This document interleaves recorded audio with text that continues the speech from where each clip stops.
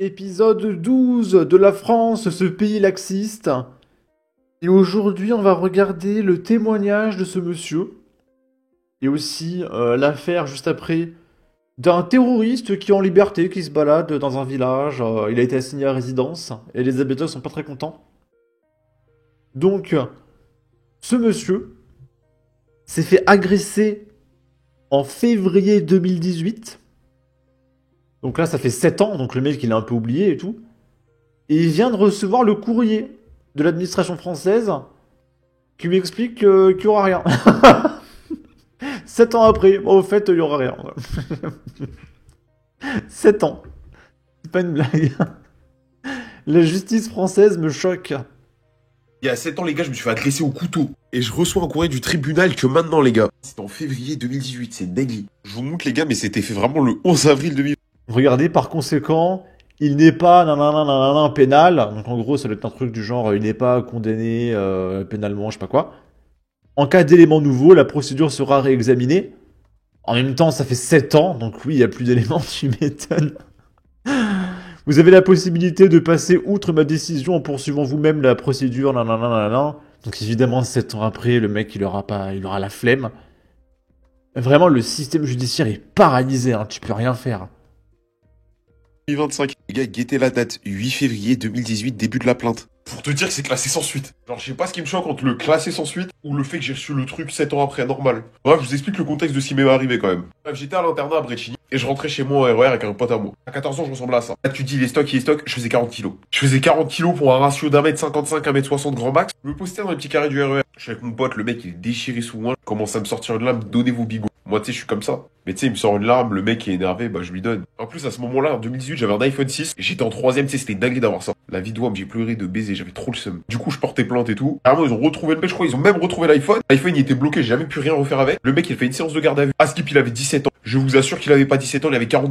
Bah voilà, 17 ans, mineur, isolé, alors qu'en vrai, il en a 42. 2 ans, le mec. Genre, il y avait des caméras de surveillance, tout, hein. Genre, tout a été filmé, le mec a été retrouvé. Le téléphone aussi. Tout ça pour que ce soit classé sans suite. Je vois même. Ouais, mais s'il est mineur, il y a rien. C'est pas pénalement condamnable, un mineur. Donc il aurait pu te découper en morceaux, etc. Pas l'intérêt de m'envoyer le courrier 7 ans après, plus de 7 ans après, les gars. Je sais pas, envoyez-moi un courrier pour me dire que je suis indemnisé de 15 000 euros, je sais pas, faites un truc. Surtout, vous imaginez, les gars, le traumatisme. Frère, t'as 14 ans, t'as.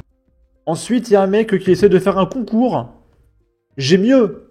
Agression à la batte de baseball, véhicule défoncé, menace de mort. 2 auteurs sur 3 ne sont pas poursuivis. Le 3e a eu un stage de citoyenneté. Le mec, il éclate des gars à coups de batte de baseball, il a un stage. Où on explique, ouais, quand même, c'est pas trop bien d'éclater des mecs à coups de batte de baseball. Recommencez pas, s'il vous plaît. La victime, ni la police, ni le tribunal ne l'ont convoqué. Aucune réparation, aucun procès pour elle, vive la France. Alors moi, j'ai l'histoire d'un mec autour de moi. Le gars, il y a un cambrioleur qui est venu chez lui. Son chien l'a bouffé. Et le mec a porté plainte contre le propriétaire parce qu'il s'est fait bouffer par le chien. Et le mec a dû indemniser le cambrioleur. Je sais pas si vous vous rendez compte de la violence, quoi. Là, on est à Lure, dans le 70. Les habitants découvrent qu'un fichier S, ayant fait le djihad et frère d'un terroriste du Bataclan, séjourne ici depuis 8 mois, aux frais du contribuable, en attendant son expulsion. Mise à jour, le choix de Darmanin promettait un court séjour. Donc là, ça fait 8 mois. Et donc, il y avait eu un premier reportage sur France Télévisions en septembre, c'était il y a 8 mois. Et du coup, France Télévisions avait interviewé ce mec pour le faire passer en victime. Et expliquer que c'était pas facile, hein, que les gens ils le stigmatisaient, alors que terroriste c'est un métier comme un autre, d'accord, et qu'on peut changer. France TV, 2 milliards 500 millions d'euros de subventions par an, payés par nos impôts, pour filmer des mecs comme ça, et dire que oh les pauvres, hein, c'est pas facile. Hein. Je pense que c'est plus difficile la vie pour les victimes du Bataclan. Après peut-être que je me trompe, hein, mais... Déchu de sa nationalité et expulsable après de la prison pour avoir rejoint Daesh, le frère de l'un des terroristes du 13 novembre 2015 vit pourtant toujours en France et aux frais de l'État. Aucun pays ne veut l'accueillir. À part la France, évidemment, là, les portes sont grandes ouvertes. Hein. Je ne suis plus français, tout simplement. J'ai plus de documents, j'ai dû restituer mon passeport, ma pièce d'identité. Je suis dans l'impossibilité de pouvoir travailler. On m'a fait comprendre que j'étais un indésirable, qu'on voulait plus de moi ici. Oui. Totalement. Totalement. On voulait plus de moi ici. Celui que nous appellerons Hicham est sorti de prison fin 2023. Il pensait avoir payé sa dette à la société jusqu'à ce décret du Il a rempli sa dette après 1 heure de garde à vue, d'accord. gouvernement qui le déchoit immédiatement de sa nationalité française. Frère aîné de l'un des terroristes du 13 novembre 2015 à Paris, il a été condamné en 2016 à 9 ans de détention pour avoir rejoint les rangs de l'État islamique en Syrie. Né en France, naturalisé à l'âge de 10 ans, il est désormais sous le coup d'un arrêté d'expulsion. Mais ni l'Algérie, le pays de son père, ni le Maroc, celui de sa mère, n'acceptent de lui délivrer un laissez-passer consulaire. J'ai fait Mais vraiment la serpillère du monde, hein. l'objet d'un arrêté ministériel d'expulsion. Et les autorités administratives françaises se sont heurtées dans la possibilité de pouvoir m'expulser vers les pays concernés. Donc les pays n'ont pas donné suite. Hicham est alors placé en centre de rétention administrative. 210 jours, la durée maximale légale. Il est depuis 2 mois assigné à résidence. Je suis astreint à pointage 3 fois par jour, du lundi au dimanche, jour férié, chômé, avec une interdiction de sortir de la commune dans laquelle je suis assigné et avec un couvre-feu qui est décrété de 21h à 7h du matin, ça tous les jours. J'ai aussi fait l'objet d'autres mesures administratives comme le gel des avoirs, ce qui m'empêche d'avoir une carte bancaire. C'est la préfecture qui vous héberge? Exactement, c'est elle qui prend en charge le logement. Un hôtel C'est la préfecture qui paye tout. Bon, c'est Nicolas, quoi. sommaire à l'écart du centre-ville est situé à près de 300 km de son domicile. Clairement, je coûte de l'argent. Je suis un poids en fait pour l'État, pour les finances publiques. Donc ça représente quoi comme coût à votre avis? Bah écoutez, le calcul effectivement c'est 90 € la nuit, vous calculez le petit déjeuner compris, sans le déjeuner-dîner, donc ça c'est à mes frais. Soit un total de 2700 € par mois à la charge de l'État. Sachant que là, ça fait 8 mois. Donc ça fait au moins 16 000 balles. Ça fait 21 000 balles même.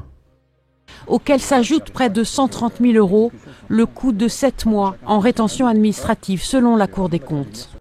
Donc 151 000 €. Voilà, parce qu'on veut héberger ce mec.